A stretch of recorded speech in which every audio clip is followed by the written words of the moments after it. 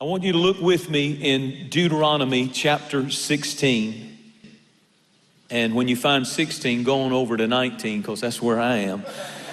Deuteronomy chapter 19.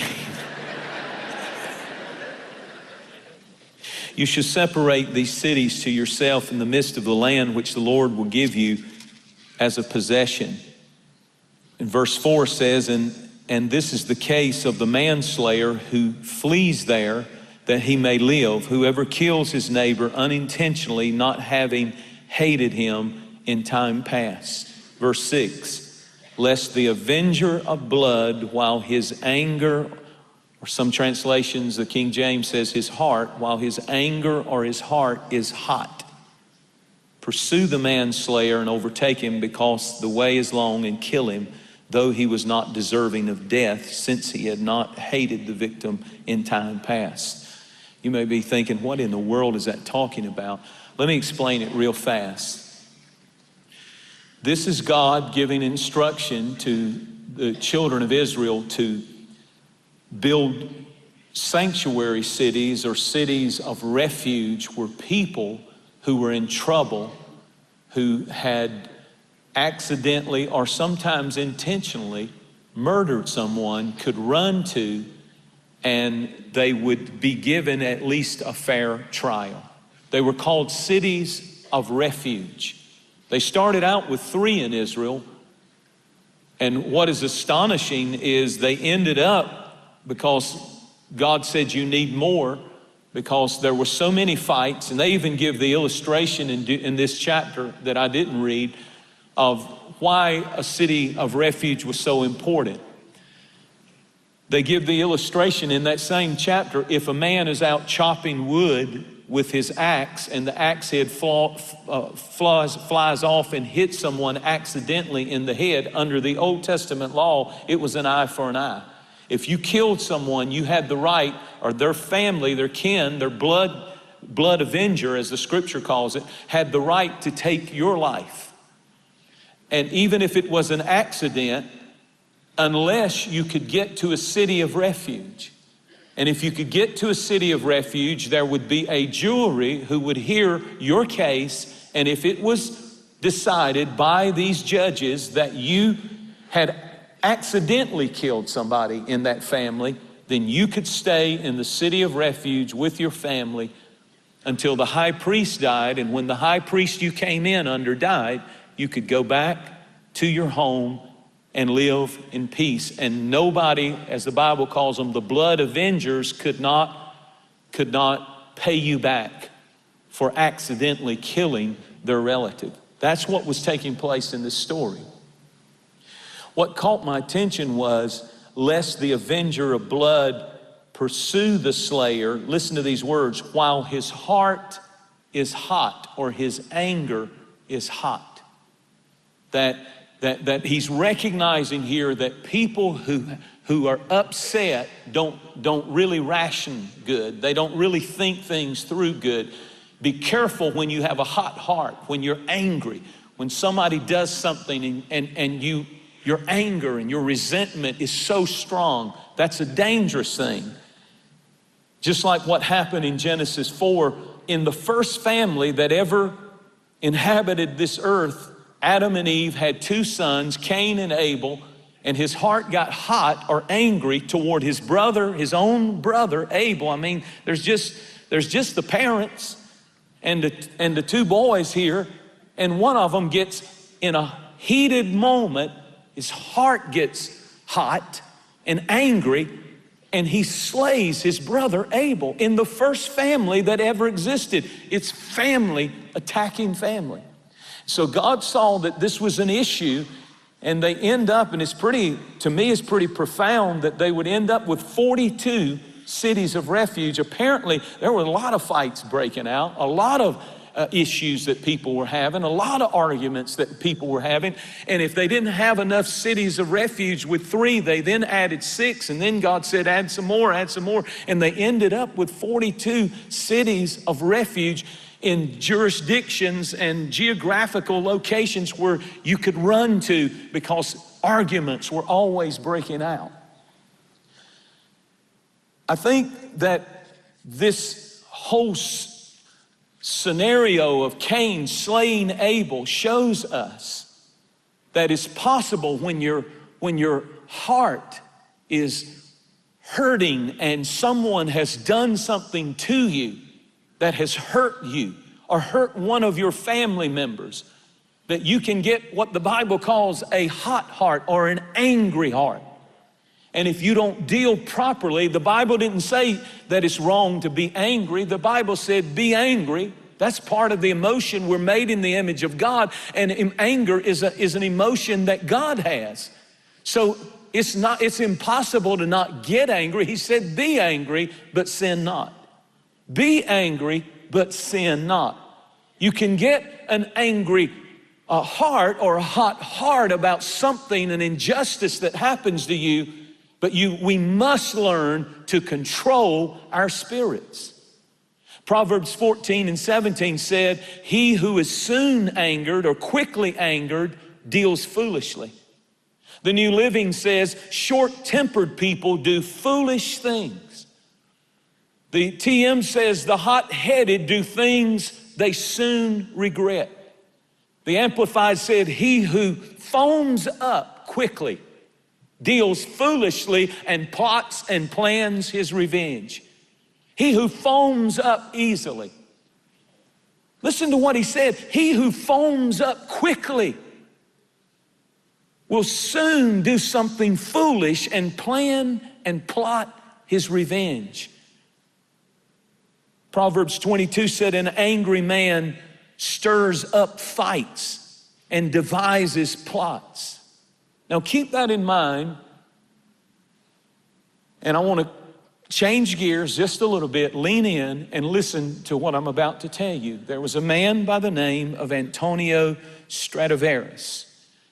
He was born in the 1700s, and he perfected the craft of making violins. These violins that he made are considered to this day the greatest violins. They can make the most beautiful music of any violin up until this time. He's credited with making 900, I think approximately 900 handmade violins, 960. According to what period in his life that he made these violins determines the value of these 960, and some of them have been lost in different ways, so they only think that there's around 500 that are still in existence. The first period of Antonio Stradivaris' life was called the Long Period, and it was the time between the 1700 to 1725.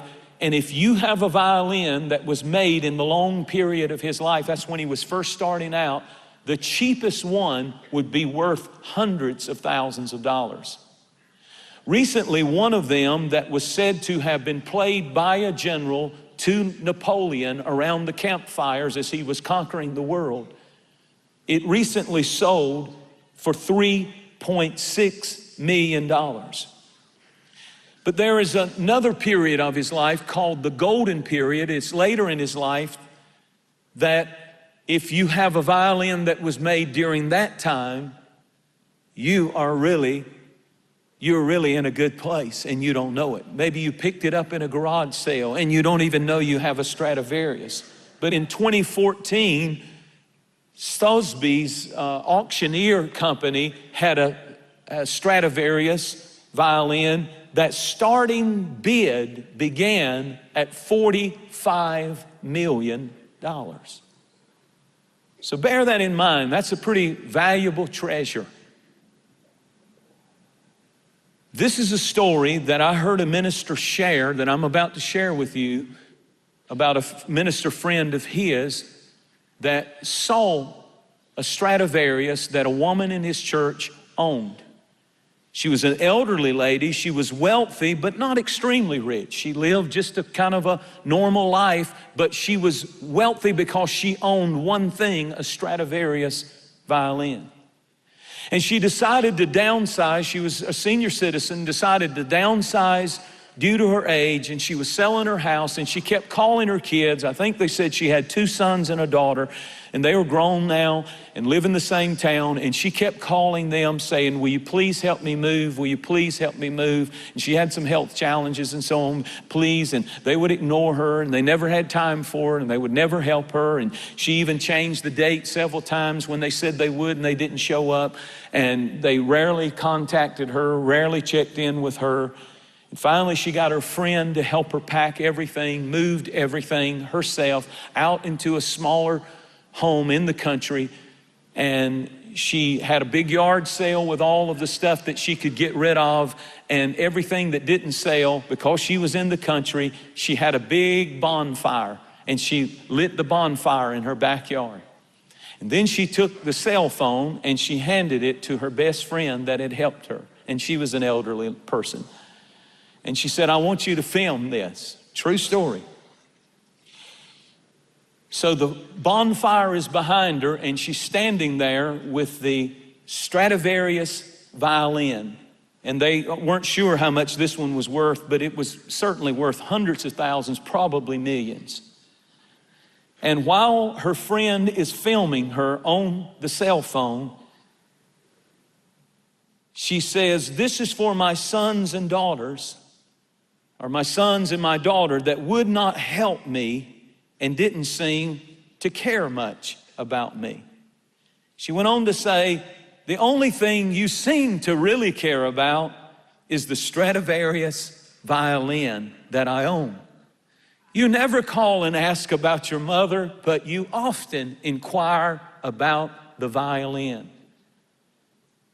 So enjoy your inheritance. And she took the Stradivarius violin and threw it into the bonfire, and then had the camera go close up as it burst into flames. The strings are popping.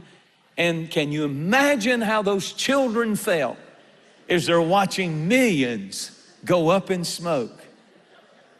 Wow. Can you imagine? Now, there's a couple of morals to this story. Number one, always be sweet and helpful to your mother. Number one, always. Let's learn something today. You came to church to learn something, didn't you? Turn to somebody and say, always treat your mama right.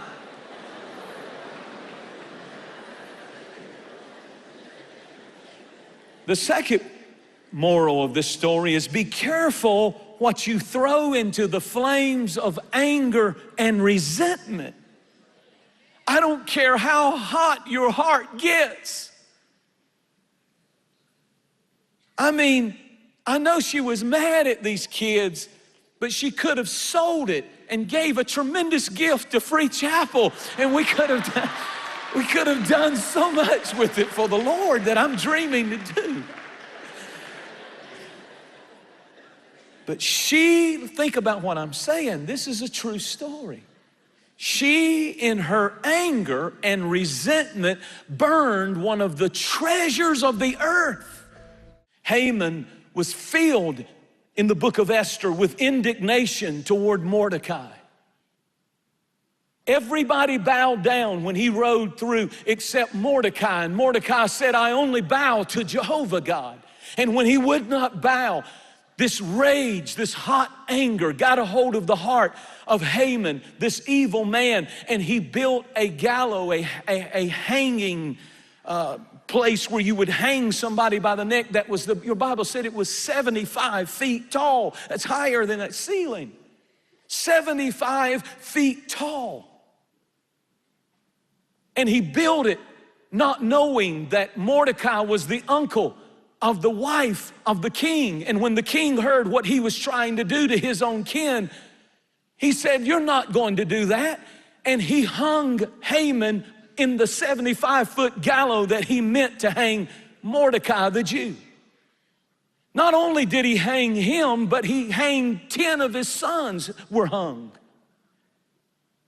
What did that man do in a fit of anger? All he had to do, everybody was bowing. It was just one that wasn't bowing. Why are you getting crazy? Why are you letting anger get a hold of you? Haman, calm down. What are you doing? He was throwing the greatest treasure, his children, his family, his position, everything into the fire over anger and bitterness and resentment.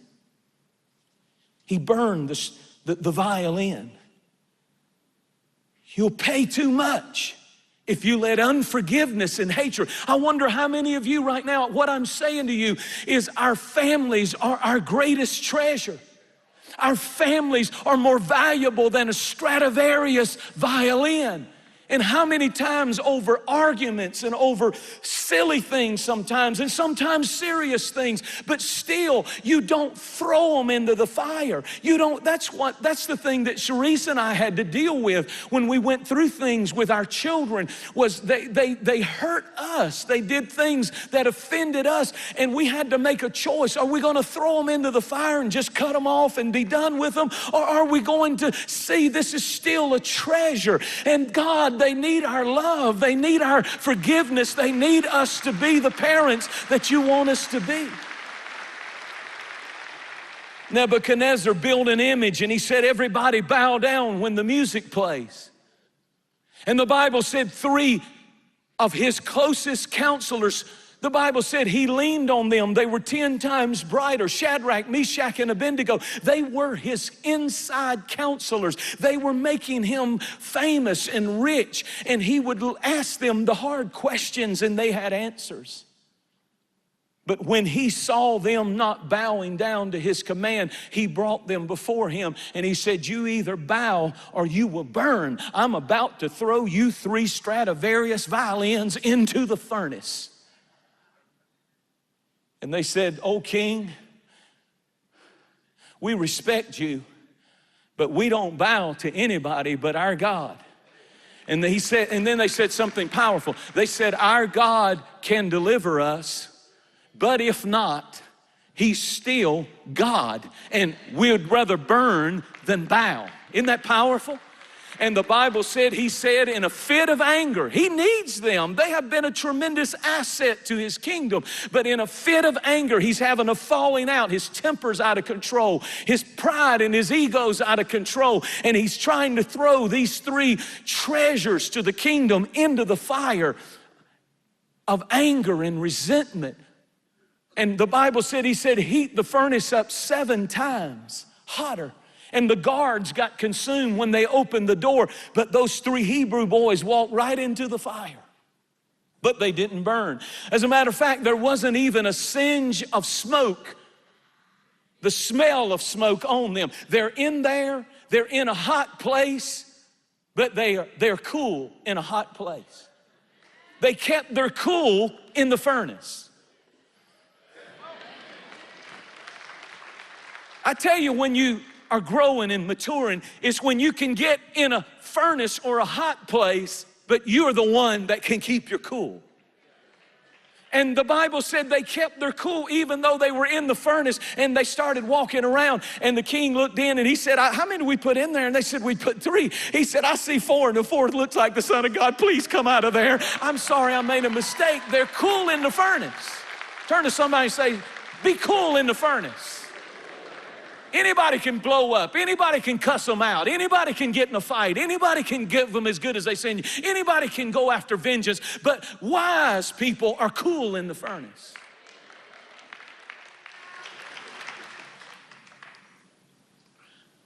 You know how many people are in prison off of one unguarded moment?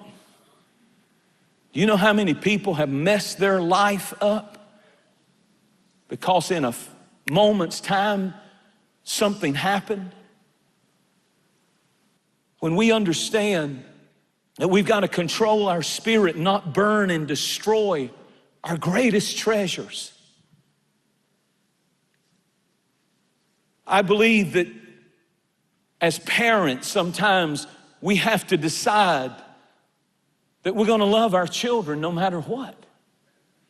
That if they just, at some point, they're no longer in your house, They're at the age of accountability. They're 17, 18, and they can go out legally and do what they want to do. At that point, if they're going to live that life, we can just throw them in the furnace and say, I'm done with them. And that's the tendency. Well, they're not living right, and I didn't raise them that way. Don't throw your greatest treasure in the fire. Stay in their life. I don't care what they're doing. I don't care how they're living. You stay in their life. Presence is everything. Well, I'm afraid if I stay in their life, they'll think I'm okay with what they're doing. They're going to do it anyhow. So why not stay in there and love them? Our homes are our Stradivarius. Our marriages are our greatest treasure. Don't throw that husband in the fire. Don't throw that wife in the fire. Don't just, I'm done, I'm through with it. Fight for your family.